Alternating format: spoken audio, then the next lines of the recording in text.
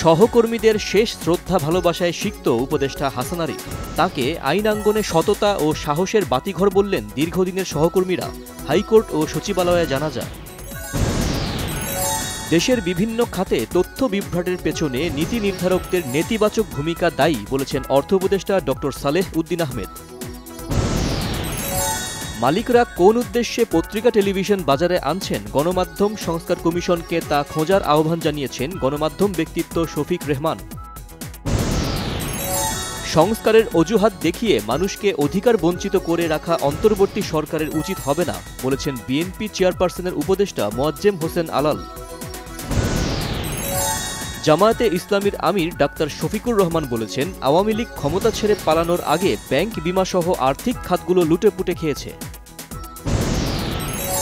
সড়ক দুর্ঘটনায় মৃত্যু নয়, প্রকৌশল বিশ্ববিদ্যালয় বুয়েট শিক্ষার্থী মোহতাসিম মাসুদকে গাড়ি চাপায় হত্যা করা হয়েছে দাবি সহপাঠীদের।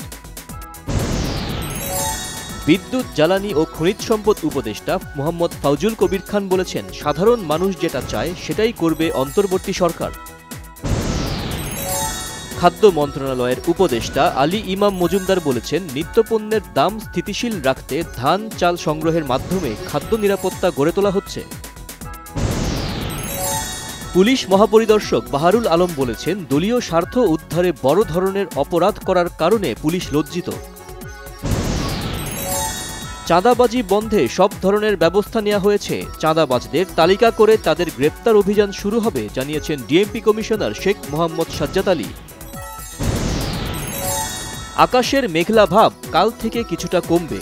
ডিসেম্বরে শীতের তীব্রতার শঙ্কা না থাকলেও জানুয়ারিতে শৈত্যপ্রবাহ নামলেও তীব্র হবে না জানিয়েছে আবহাওয়া অফিস।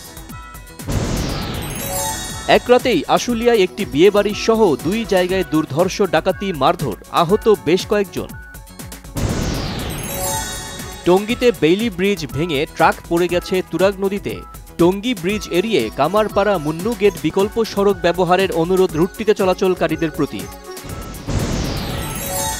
জুলাই আগস্ট গণ অভ্যুত্থানে শহীদ পরিবার ও আহতদের সহায়তার জন্য রাজধানীর আর্মি স্টেডিয়ামে কনসার্ট ইকোজ অফ রেভলিউশন এর মূল আকর্ষণ পাকিস্তানি সঙ্গীত শিল্পী রাহাত ফতেহ আলী খান সহ দেশি জনপ্রিয় কয়েকটি ব্যান্ডের সঙ্গীত পরিবেশন।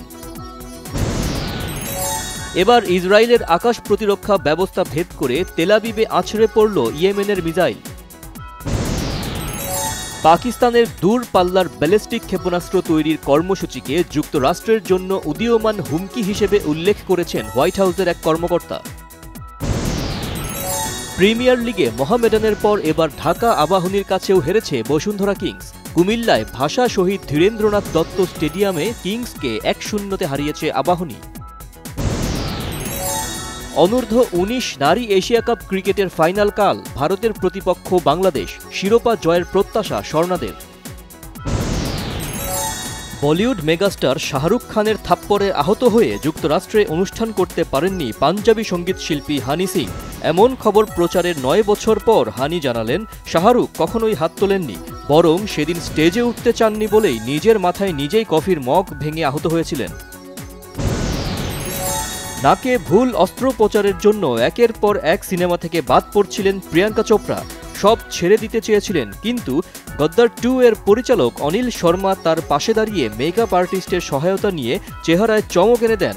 আর পেছনে ফিরে তাকাতে হয়নি প্রিয়াঙ্কাকে।